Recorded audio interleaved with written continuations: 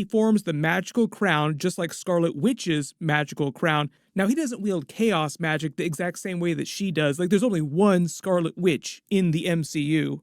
But all of his powers and his abilities are basically the exact same as Scarlet Witch's.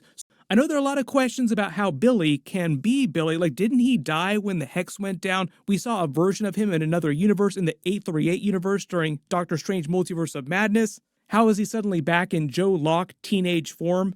What they're doing on the show is trying to adapt a version of his comic book origin. So the idea in the MCU is that Scarlet Witch created Billy and Tommy out of nothing inside the Hex just because that's the way her chaos magic ability works. When she brought the Hex down, their bodies were destroyed, but their spirits lived on. There's a lot of theories about her laying the protection spell, the sigil, on him to protect him when he wasn't powerful enough to protect himself. And now that he's come into his power, the sigil might fall off because he is powerful enough to protect himself. So theoretically, in next week's episode, he will be able to speak his name, like the sigil won't stop him from speaking who he is. That faraway look in his eyes makes it seem like he's not totally in control of what's happening here, like he's just doing it automatically based on emotion.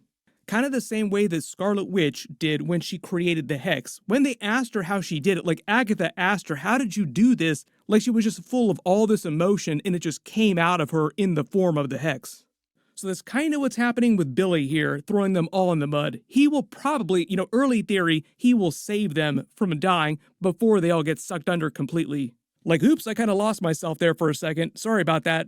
You can see him reacting to this too. Like, wait a minute, why do I have a crown on my head right now? What's going on here?